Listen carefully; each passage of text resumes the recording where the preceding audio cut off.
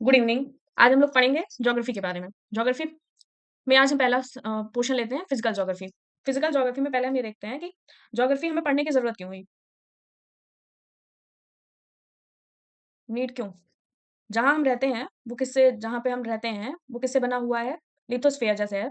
किससे बना हुआ है? सॉइल से बना हुआ है। सॉइल कहाँ से आती है? रॉक से आती है। रॉक कहाँ पे है? अर्थ में है।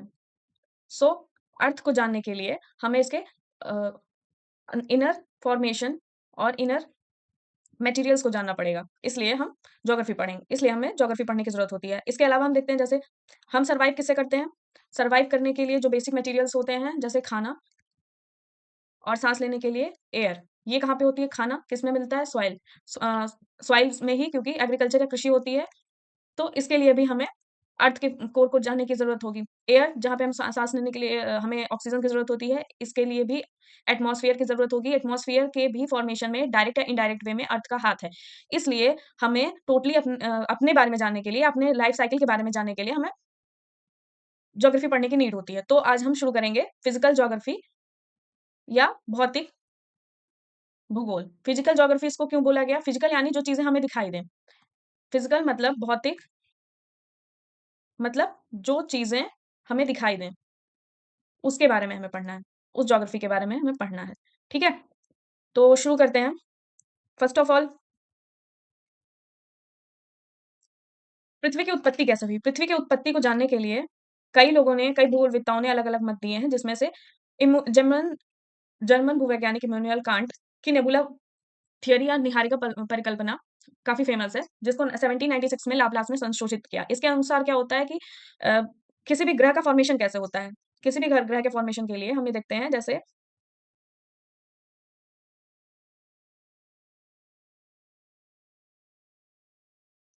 किसी भी ग्रह के फॉर्मेशन को पहले हम स्टार के फॉर्मेशन से हम समझ सकते हैं, या फिर अ, ग्रह का फॉर्मेशन कैसे होता है? पहले जो पृथ्वी थी हमारी, शुरुआत में ऐसी नहीं थी। ये बहुत सारे गैसेज़ प्लस डस्ट पार्टिकल्स का एक घूमता हुआ पिंड था। ये घूमते हुए ऐसे कई सारे पिंडों में क्या हुआ कि यहाँ पे डस्ट पार्टिकल और इसमें आपस में एक-दूसरे से ये टकराए, और इनके टकराने के बाद इनमें क्या हुआ? एक्सप्लोजन हुआ। क्या हुआ? एक्सप्लोजन हुआ, जिससे हमारी पृथ्वी का विकास हुआ। यही इमैनुएल कांट और लाप्लास की थियरी है। तो आगे हम देखते हैं, ये देखिए कि घूमते हुए पदार्थों का एक बादल था। घूमते हुए पदार्थों के बादल जो सूर्य की युवा अवस्था से संबंधित थे, और इन्हीं से क्या क्या फॉर्मेशन हुआ? नेबुला का, ठीक है? नेबुला का फॉर्मेशन हुआ, जिनसे ये नेबुला, जैसे ये है नेबुला के आस-पास ये जो डस्ट पार्टिकल,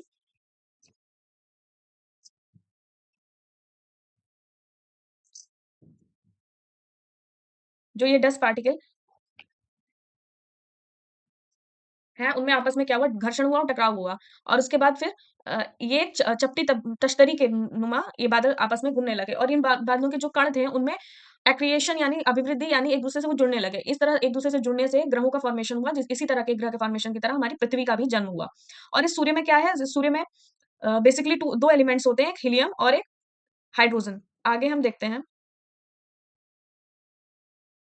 ये देखिए, जैसे हीलियम और हाइड्रोजन एक नेबुला था ये। हीलियम और इसका इसमें विस्फोट हुआ, तो एक मेन सबसीक्वेंस निकला, जिसमें इसमें क्या हुआ कि हाइड्रोजन और हीलियम, जैसे किसी भी तारे में हाइड्रोजन और हीलियम 2 एलिमेंट्स होते हैं। जब इनमें से नाभिकीय संलीयन या न्यूक्लियर फ्यूजन होता है, जिससे एनर्जी रिलीज़ होती है। एनर्जी रिलीज़ होने से ये जो एनर्जी होती है वो एक अलग पिंड के रूप में या एक ना सब्सटेंस के रूप में कन्वर्ट हो जाती है। इसी तरह से जब इस नेबुला या तारे में हाइड्रोजन खत्म हुआ, तो ये फिर रेड जायंट में कन्वर्ट हुआ, और रेड जायंट में से जब हीलियम खत्म हुआ, तो ये एक प्लैनेटरी नेबुला बना, और जब इसमें से हीलियम और हाइड्रोजन दोनों खत्म हो गए, तो ये और कार्बन भी खत्म हो गया, तो ये एक व्हाइट ड्वार्फ के रूप में खत्म हो परिवर्तित हो गया।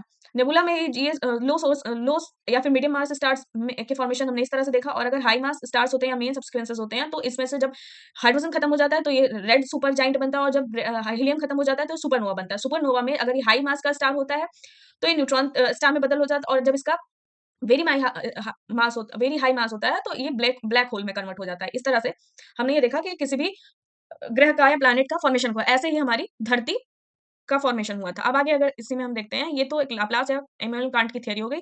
आगे अगर हम देखते हैं, तो एक दूसरी थ्योरी, जिसको जो 1900 में आई, चैम्बरलिन या मोल्ट की थ्योरी। चैम्बरलिन या मोल्ट की थ्योरी के अकॉर्डिंग इसे हम भटकता तारा या वांडरिंग स्टार की थ्योरी बोलते हैं। इसमें क्या हुआ कि किसी भी ग्रह का निर्माण किसी एक पिंड से नहीं, बल्कि 2 पिंडों से माना गया है। इसमें जो सन था, उसके जब सन का फॉर्मेशन हो गया था तो उसके पास आस-पास के जो पार्टिकल्स थे, वो पिंडों के रूप में उसके पास से जब गुजरते गुजरते थे तो due to high gravitational force sun जो होता था उसके कुछ पार्टिकल्स को अपनी तरफ अट्रैक्ट कर लेता था। इनके कुछ पार्टिकल्स को ये अट्रैक्ट करने का के कारण वो एक सिगार लाइक शेप में फॉर्म हुए थे। जब सिगार लाइक एक जो जो शेप फॉर्म हुआ वो धीरे-धीरे जब ये सन के चारों तरफ रिवॉल्व करने लगे और जब सन के चारों तरफ रिवॉल्व करने लगे तो स्लोली इनमें भी एक्रिएशन हुआ या फिर ये मिले और कंडेंसेशन हुआ और एक पिंड के रूप में कन्वर्ट हो गए। इस तरह से एक प्लैनेट का निर्माण हुआ। इस मत को हेरल्ड एंड जेफरी ने भी मान्यता दी है। आगे देखते हैं हम जो सब पृथ्वी के फॉर्मेशन की आधुनिक थियरी है, जिसे हम बिग बैंग थियरी बोलते हैं। बिग बैंग थियरी जो 1920 में आई थी, उसके अकॉर्डिंग कैसे पृथ्वी की उत्पत्ति हुई है, देखने के लिए हम इसको एडविन हबल ने दिया था। इसमें से हम इस तरह से देखते हैं कि एक जो गुब्बारा होता है, गुब्बारे का एग्ज़ाम इन्होंने माना कि जो पृथ्वी है या उसकी उत्पत्ति आकाशगंगा से, वो आकाशगंगा लगातार ब्रह्मांड या फिर आकाशगंगा ब्रह्मांड लगातार एक्सपैंड हो रहा है। इसका हम अनुमान इससे लगा सकते हैं कि एक बलून पे हम कई तरह के स्पॉट्स बनाते हैं, निशान बनाते हैं और उसको जब हम उसमें हवा भरते हैं, तो देखते हैं कि वो जो स्पॉट्स थे, वो काफ़ी दूर हो गए हैं। इसी सिमिलरली ब्रह्मांड में एक्सपेंशन हो रहा है या आकाशगंगा में एक्सपेंशन हो रहा है। तो इसमें इस गुब्बारे के एग्ज़ाम्पल से हमें ये तो समझ में आया कि आकाशगंगा या ब्रह्मांड का एक्सपेंशन कैसे हो रहा है, लेकिन इसके अलावा जो डॉट्स थे, उन डॉट्स का भी साइज़ बढ़ रहा है।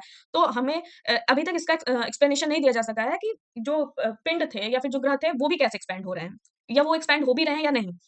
तो इसको समझने के लिए आगे हम देखते हैं कि बिग बैंग थ्योरी है क्या? बिग बैंग थ्योरी के अकॉर्डिंग जो शुरुआत में सारे सब्सटेंस थे, वो एक जगह इकट्ठे हुए जिनसे बहुत ही सूक्ष्म वॉल्यूम में इनका वॉल्यूम तो सूक्ष्म था लेकिन इनका टेम्परेचर और डेंसिटी अनंत थी। टेम्परेचर और डेंसिटी अनंत होने के कारण इसमें प्रेशर भी जनरेट हुआ जिससे इसमें भीषण विस्फोट हुआ। भीषण विस्फोट होने के कारण 3 लगभग 1 सेकंड के अंदर इसमें बृहद विस्तार हुआ और बृहद विस्तार होने से इसमें एनर्जी रिलीज़ हुई, जो एनर्जी कुछ अलग सब्सटेंस के रूप में कन्वर्ट हो गई और 1 सेकंड के बाद ये विस्तार थोड़ा स्लो हो गया। 3 मिनट के बाद ये विस्तार थोड़ा स्लो हो गया और इसके 1 सेकंड के अंदर ही पहले परमाणु का निर्माण हुआ। इसी थियरी को हम बिग बैंग थियरी कहते हैं। और इसके तीसरे चरण में लगभग 3 लाख वर्षों पूर्व जब ये एनर्जी रिलीज़ हुई थी और जब एक्सपेंशन स्लो हो गया था, उसी टाइम पे टेम्परेचर में लगभग 4500 डिग्री केल्विन का ह्रास हुआ था। इस ह्रास से जो परमाणु पदार्थ थे वो अलग-अलग हो गए थे या दूर-दूर हो गए थे जिनसे जो ब्रह्मांड था वो ट्रांसपेरेंट हुआ। ब्रह्मांड ट्रांसपेरेंट ऐसे हम कैसे समझ सकते हैं कि शुरुआत में डस्ट पार्टिकल और गैसेस का ऐसा गुब्बारा था जो पृथ्वी के चारों तरफ घिरा हुआ था, जिससे अभी जैसे हम मून को या फिर सन को या अदर स्टार्स को जैसे हम साफ-साफ देख पाते हैं, तभी नहीं देख पाते थे क्योंकि जो डस्ट पार्टिकल्स थे वो हवा में ऐसे तैरते रह रहे थे। लेकिन ड्यू टू टेम्परेचर डिक्रीशन अ, ये जो ब्रह्मांड था वो ट्रांसपेरेंट हो गया जिसके कारण ही हमें आगे अ, मून एंड अदर स्टार्स साफ-साफ दिखाई देते हैं। अब आगे चलते हैं और देखते हैं कि हमारे एटमॉस्फेयर का जन्म कैसे हुआ? एटमॉस्फेयर कैसे जनरेट हुआ? जैसे ही इसमें जैसे डिक्रीशन हुआ टेम्परेचर में, तो डिप डिक्रीशन होने के कारण क्या हुआ कि जो हीलियम और हाइड्रोजन के कण थे, वो धीरे-धीरे नीचे आने लगे और हीलियम और हाइड्रोजन में फ्यूज़न हुआ और कार्बन बना और कार्बन से जब तब तक पृथ्वी भी ठंडी हो गई थी, तो जो जलवाष्प और उसके अन्य क्रियाओं के जो eruption volcanic eruption and all थे, उसके अन्य क्रियाओं के कारण जो जलवाष्प थी और आदि गैसें जो थी वो ऊपर चली गईं और ऊपर जाने के कारण सीओ जो कार्बन था वो CO2 में कन्वर्ट हुआ और CO2 में कन्वर्ट होने के बाद उसका कंडेंसेशन हुआ। कंडेंसेशन होने के बाद वो नीचे वर्षा के रूप में आई और जब वर्षा के रूप में आई, तो इस तरह से पृथ्वी का तापमान कम हुआ और पृथ्वी का तापमान कम हुआ, प्रकाश संश्लेषण भी स्टार्ट हुआ। इस तरह से एटमॉस्फेयर का पृथ्वी पर विस्तार हो पाया। बिग बैंग थियरी को हम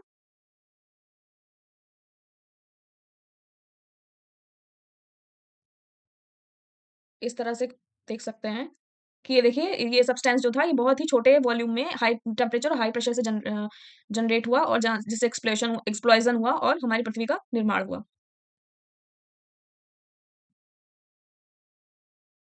अब आगे हम ये देखते हैं कि